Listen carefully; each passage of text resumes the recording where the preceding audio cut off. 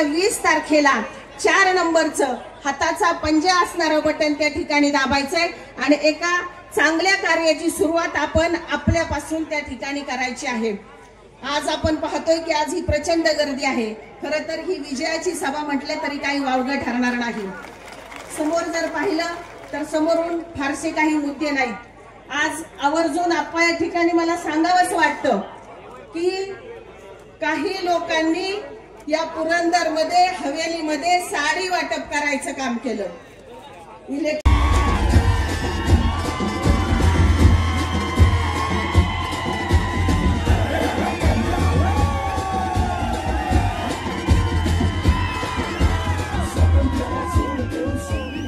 आज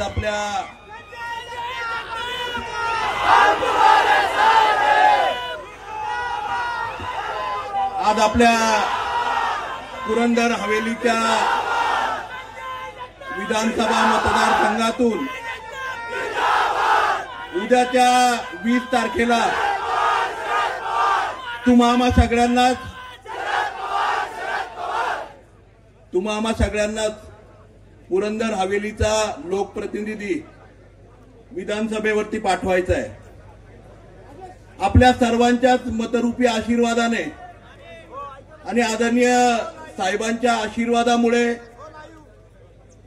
खरं म्हणजे आपण सर्वांनी 2019ला त्या ठिकाणी मला ही संधी दिली। गेली 5 वर्ष या भागामध्ये विविध काम करत असताना आज पुन्हा एकदा आपल्या सगळ्यांच्या समोर या देशाचे कृषी मंत्री, आपल्या सगळ्यांचेच आदरणीय नेते शरदचंद्रजी पवार साहेबांची विचारांची राष्ट्रवादी काँग्रेस पक्ष त्याचप्रमाणे उद्धवजी ठाकरे साहेबांच्या विचारांचा शिवसेना पक्ष, आप पक्ष असेल आणि महाविकास आघाडीमध्ये असणारे सर्वच घटक पक्ष, या सर्व घटक पक्षांचा महाविकास आघाडीचा उमेदवार म्हणून मी आपल्या सगळ्यांच्या समोर उभा आहे। आज आपल्या या प्रचाराच्या सभेसाठी खरं म्हणजे चातकासारखी तुम्ही, मी, पुरंदर हवेलीची जनता आदरणीय साहेबांच्या वाटेकडे डोळे लावून बघत होतो आणि आज आपल्या सगळ्यांचंच आराध्य दैवत, आपल्या सगळ्यांचा विश्वास, आपल्या सगळ्यांची निष्ठा आजच्या या उद्याच्या निवडीसाठी आपल्या सर्वांना संबोधित करण्यासाठी या ठिकाणी मंचकावरती उपस्थित असलेले आपल्या सर्वांचंच आदरणीय व्यक्तिमत्व आदरणीय शरदचंद्रजी पवार साहेब, मंचकावरती उपस्थित असलेल्या राजस्थानच्या माजी शिक्षण मंत्री नदीम मॅडम, राष्ट्रवादी काँग्रेसचे जिल्ह्याचे अध्यक्ष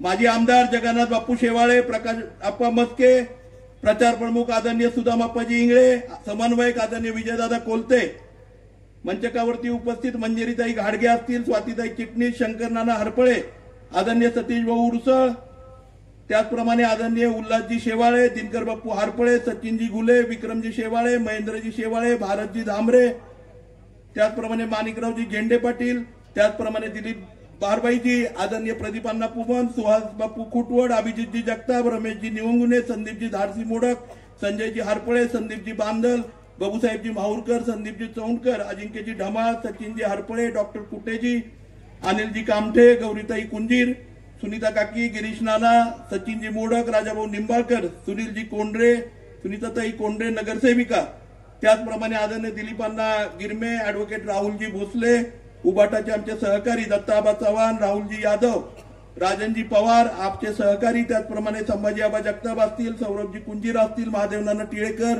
सासवड नगरीचे माजी नगराध्यक्ष मार्तंडजी भोंडे साहेब, नगरीचे सर्व नगरसेवक, उपनगराध्यक्ष, सर्व आपण उपस्थित मान्यवर, खरं म्हणजे आपल्या सगळ्यांना आदरणीय साहेबांचे विचार ऐकायचे, त्यामुळे मी सगळी नावं मंचकावरती घेऊ शकलो नाही, मी त्याबद्दल दिलगिरी व्यक्त करतो।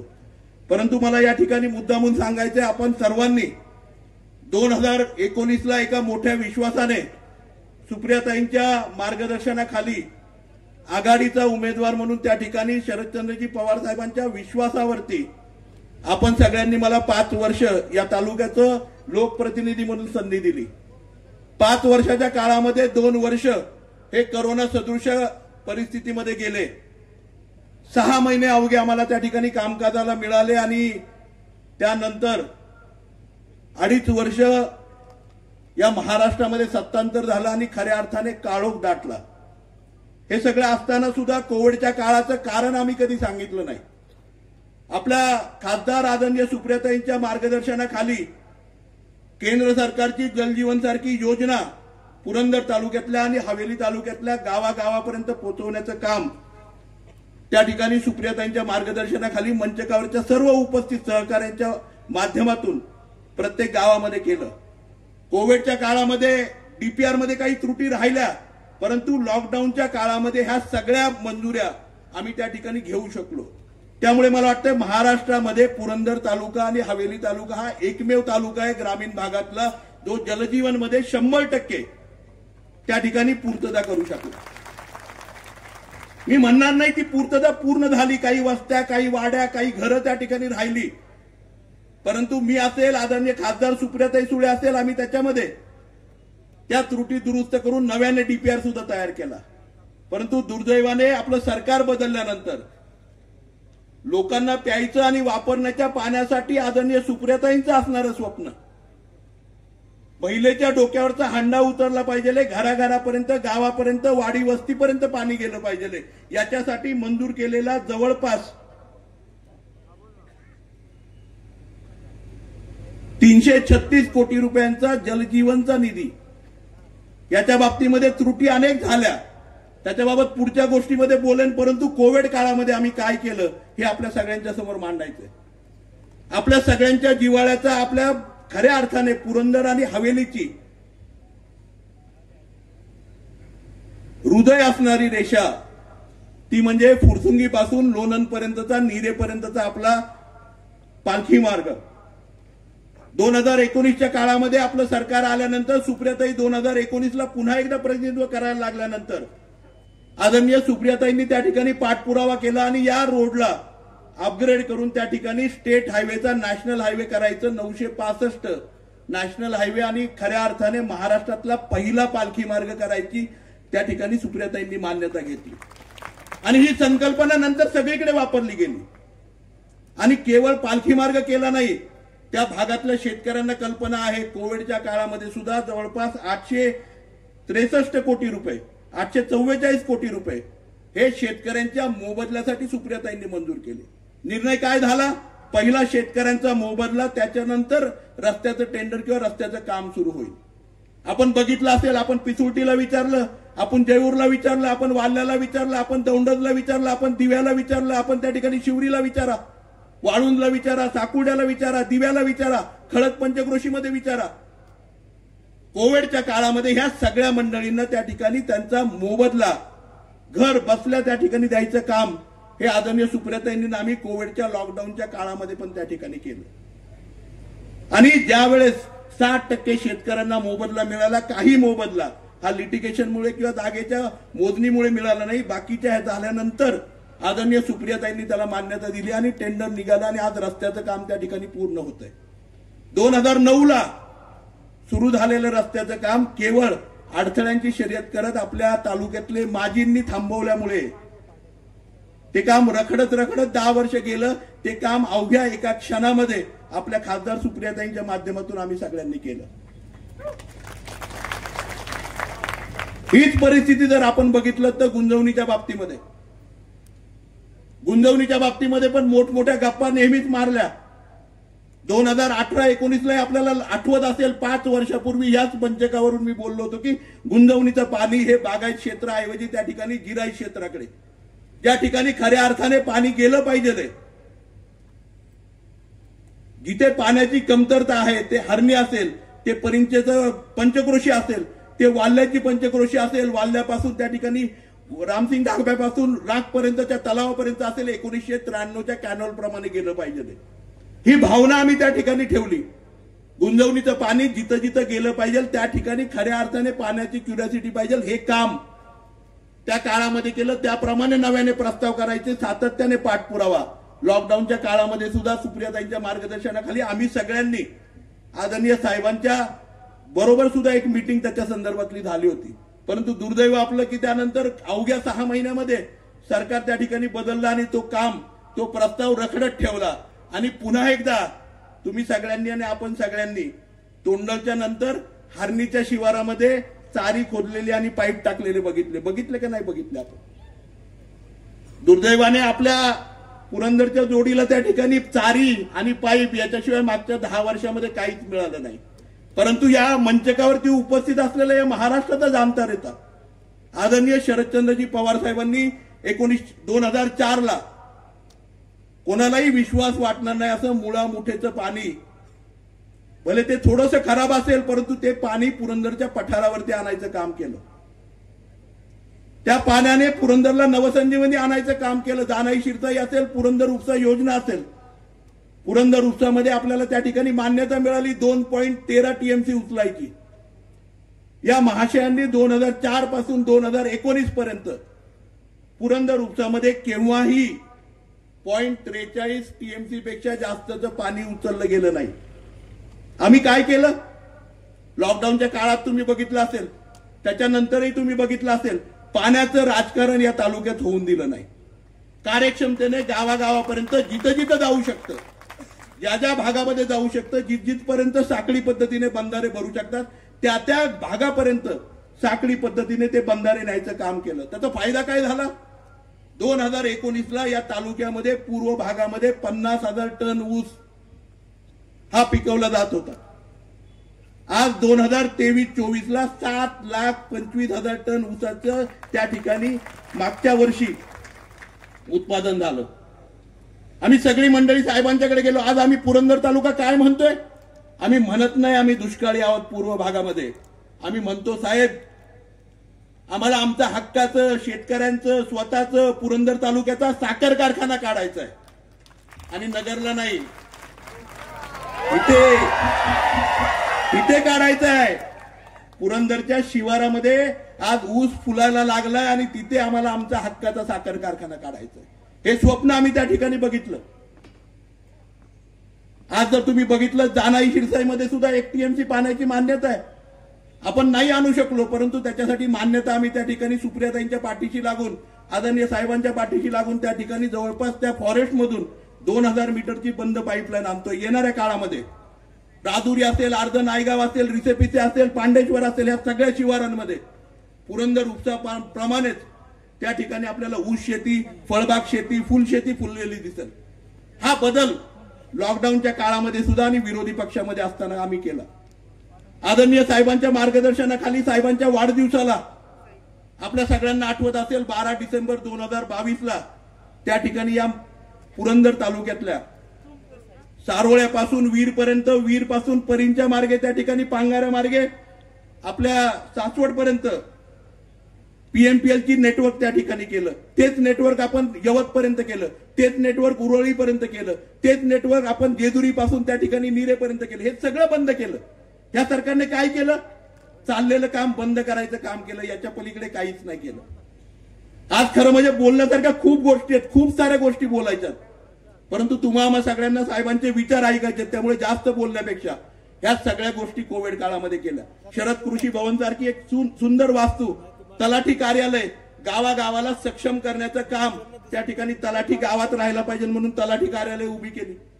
कृषी पर्यवेक्षक गावामध्ये आला पाहिजे, शेतकऱ्यांचा संवाद झाला पाहिजे, त्यासाठी शरद कृषी भवन आज 5 गावांमध्ये कार्यरत त्या ठिकाणी झाले आणि 12 गावांमध्ये त्याचं काम चालू आहे. हे काम आम्ही मागच्या 5 वर्षामध्ये केलं. आज विकासाचे पानंद रस्ते अनेक गावं त्या ठिकाणी जोडण्याचं काम जे मागच्या 10, 20, 15 वर्षामध्ये झालं नव्हतं ते करण्याचं काम आम्ही त्या ठिकाणी केलं. या महाशयांनी काय केलंय? आज जर तुम्ही बघितलं अक्षरशः खोटं बोलत, काल परवा समोरच्या मैदानावरती त्या ठिकाणी सभा झाली, काय सांगितलं? आज मला एक सांगा, आज या ठिकाणी doctor Babasaheb Ambedkar centre of excellence सारखं त्या ठिकाणी एवढं चांगली लायब्ररी उभी राहिली, 63 अधिकारी मागच्या 2 वर्षामध्ये तयार झाले. जेजुरीमध्ये आदरणीय साहेबांच्या हस्ते उद्घाटन झालं. साहेबांच्या कल्पनेतलं मल्हार नाट्यगृह त्या ठिकाणी सासवडच्या धर्तीवरती आचार्य यात्रेसारखं जेजुरीमध्ये उभं राहिलं. हवेलीकरांच्यासाठी सुद्धा ते एक महत्वाची गोष्ट आहे. आज आपण बघितलं तर ह्या सगळ्या गोष्टी करत असताना आज हवेलीमध्ये पाण्याच्या बाबतीमध्ये 30 समस्या केली, नागरी सुविधांच्या बाबतीमध्ये 30 समस्या केली, नगरपालिकांमध्ये आज सासवड नगरपालिका देशामध्ये 1 नंबर आलेली असताना सुद्धा केवळ पुरस्काराचे पैसे अडवून ठेवणं, जेजुरी नगरपालिकेचे पैसे अडवणं, महानगरपालिकांमध्ये काम न करून देणं, ह्या गोष्टी सातत्याने त्यांच्याकडून केल्या गेल्या. आज मला बोलण्यासारख्या खूप साऱ्या गोष्टी आहेत, परंतु या दोन्ही महाभागांना तुम्ही चांगलं ओळखता. आज माझ्यासमोर यादी आहे, त्यांची सगळी भाषणं मी ऐकलीत.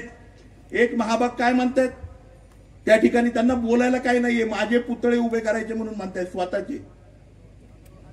या भारतरत्न डॉक्टर बाबासाहेब आंबेडकरांचा पुतळा ज्यावेळेस स्थलांतरित केला गेला न सांगता, त्यावेळेस आम्ही सगळी मंडळी पुढाकाराने गेलो, तो सगळा उभा करायचं काम केलं.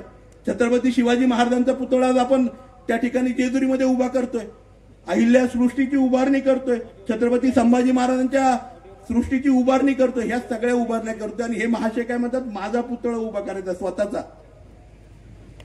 यांचं ध्येय काय, धोरण काय, तेच आहे. आज एक इमारत यांना संपूर्ण तालुक्यामध्ये आणि हवेलीमध्ये कुठे उभी करता आली नाही. आज टीपी असेल, त्यानंतर डेव्हलपमेंट प्लॅन असेल हवेलीतला किंवा जेजुरीचा सासवडचा, ह्या मंजुरीसाठी त्यांना काम करता आलं नाही. त्याच्या फाईल घेणं आणि फाईल मुंबईला नेऊन सर्वसामान्य शेतकऱ्याला सांगणं, वनीकरण काढतो, हे करतो, ते करतो आणि काय काय काय काय करणं, ह्याच गोष्टी करायचं काम त्यांनी त्या ठिकाणी केलं. आज दुर्दैव तुमचं आमचं असं आहे की सातत्याने बोलायचं, टीका करायची, स्वतःकडे न बघता दुसऱ्याकडे बोट दाखवायचं, ह्या सगळ्या गोष्टी करत ह्या तालुक्याला मागे न्यायचं काम या मंडळींनी त्या ठिकाणी केलं. आज तुम्ही बघितलं असेल टीका करताना कुठल्याही गोष्टींची, पुरंदर उपसा पाटबंधारे मंत्री माझी असताना सुद्धा या तालुक्यामध्ये पाणी फुलवायचं आणि त्या ठिकाणी पुरंदर उपसासाठी निधी आणायला यांना सुचलं नाही, त्यावेळेस हे झोपले होते. आणि आज निधी मंजूर केल्यानंतर त्या ठिकाणी ते म्हणतात की मीच आणला, हायवे पण मीच आणला. उद्या असं म्हणायला नकोय की मीच तुला 2019ला निवडून आणलं होतं. दुर्दैव आहे आपलं सगळ्यांचं. तेच दुसऱ्या महाशयांच्या बाबतीत पण आहे. ते आज विकास कामं कुठली सांगतायत, ते विकास कामं सांगतायत आता जे सुप्रियाताईंनी केली, रस्त्याची कामं असतील, पुलांची कामं असतील, ती सांगतायत. मला एक गोष्ट विचारायची हो, या तालुक्यामध्ये अनेक प्रशासकीय अधिकारी आहेत, अनेक वेगवेगळ्या पदावरती काम करणारी मंडळी आहेत. जो जो ज्या ज्या खात्यामध्ये गेला त्या ठिकाणी पुरंदरचा शिक्का, पुरंदरचं नाव, पुरंदरच्या कार्यकर्तृत्वाने पुरंदरच्या हवेलीच्या भागातल्या मुलांना तिथे रोजगार देण्याचं काम केलं. या महाशयांनी म्हाडामध्ये कुठे केलं, ठाण्यामध्ये कुठं केलं, मुंबईमध्ये SRA मध्ये कुठं केलं, नाही केलं. यांचं नाव फक्त आदर्शमध्ये आलं का नाही आलं. आज आपण अभिमानाने, माजी सैनिकांची सगळ्यात मोठी महाराष्ट्रातली संघटना ही पुरंदर तालुक्यामध्ये आहे. 1971च्या युद्धामध्ये ज्या रणगाड्याने भारताला विजय मिळवून दिला, तो T-50 रणगाडा आज त्या ठिकाणी छत्रपती चौकामध्ये त्या ठिकाणी सासवड नगरपालिकेच्या समोर उभा आहे. हा अभिमान तुम्हाला आम्हाला देशाचा आहे. आणि काही मंडळींना काय हो, सर्वसामान्य जवानांच्या जमिनीमध्ये त्या ठिकाणी लाटण्याचं काम अधिकार असताना ज्यांनी केलं, ते आज आपल्याला मतरूपी भीक मागतात. आणि आज काय करतायत, आज ते काय करतायत, तर आज आपल्याला त्या ठिकाणी बघितलं असेल, आज आपल्याकडे लग्न कार्य असलं की आपण त्या ठिकाणी आहेर देतो, पाकिट आहेराचं, बरोबर ना. सध्या पाकिटाचं काम लय जोरात चालू आहे आपल्या तालुक्यामध्ये. कितीचं पाकिट पाठवायचं, कितीचं पॅकेज पाठवायचं, कुणाला काय करायचं. आणि मधल्या काळामध्ये तर काय, माझ्या निष्ठेवरती काँग्रेस पक्षाच्या त्या ठिकाणी त्यांनी बोट दाखवली. मला सांगा ना, अख्ख्या लोकशाहीमध्ये डॉक्टर बाबासाहेब आंबेडकरांनी आपल्याला संविधान दिलं, लोकशाही दिली. आज मला सांगा ना, 2-2 पक्षांचे AB फॉर्म असणारा आणि फॉर्म व्हॅलिड झाल्यानंतर एका पक्षाचा विड्रॉल एका दिवसानंतर करणारा आणि दुसऱ्या पक्षाची निवड करणारा, ज्या 2 पक्षांची विचारधारा पूर्णपणे वेगळे असणारा, प्लस अपक्ष फॉर्म भरणारा, अशा माणसाची अशी विचारधारा. विचार करा, ज्यांनी म्हाडाच्या जमिनी त्या ठिकाणी विकल्या, ज्यांनी म्हाडाचं गार्डन त्या ठिकाणी बिल्डरला दिलं, ते उद्या परवा विमानतळ झाल्यानंतर त्यांना व्हायचंय कशासाठी हो. तुमची गावं, आपल्या जमिनी, आपला विकास, याच्यामध्ये हिस्सेदारी हवी आहे. तुम्ही ठरवायचंय आपण कुणाला पुढे करायचंय. असोत, नम्रपणे मला जास्त टीका करण्यापेक्षा साहेबांना जास्त वेळ द्यायचा, वेळ खूप कमी आहे. आज तुम्हा आम्हा सगळ्यांना साहेबांचे विचार ऐकायचे. मी आपल्या सगळ्यांचं मनापासून आभार मानताना एकच विनंती करेल, आदरणीय शरदचंद्रजी पवार साहेबांचे विचार, राहुलजी गांधी साहेबांचे काँग्रेसचे विचार, त्या ठिकाणी उद्धवजी ठाकरे साहेबांचे जळजळती मशाल, या सगळ्या गोष्टी घेऊन पुरंदर आणि हवेलीचा प्रत्येक प्रश्न, प्रत्येक विचार, आपल्या सगळ्यांचे सर्व प्रश्न, अडीअडचणी या सगळ्या घेऊन पुरंदरचा प्रतिनिधी म्हणून, पुरंदर हवेलीचा लोकप्रतिनिधी म्हणून त्या ठिकाणी मला विधानसभेवरती आपण सर्वांनी पाठवावं. आपल्या सगळ्यांच्यासाठी पुढची 5 वर्ष तन मन धनाने त्या ठिकाणी मी माझा प्रत्येक आयुष्यातलं क्षण आपल्या सगळ्यांच्यासाठी या ठिकाणी ठेवेल, एवढीच विनंती या ठिकाणी करतो. आदरणीय साहेबांना त्या ठिकाणी विचार व्यक्त करायचे, त्यामुळे अधिकचा वेळ घेणार नाही, परंतु आपल्या गावातला, आपल्या भागातला, आपल्या क्षेत्रातला, आपल्या भावकीतला एक मुलगा म्हणून तन मन धनाने आपल्या सगळ्यांच्या पाठीची प्रत्येक सुखदुःखामध्ये राहील, एवढंच या ठिकाणी सांगतो आणि माझे 2 शब्द संपवतो. धन्यवाद.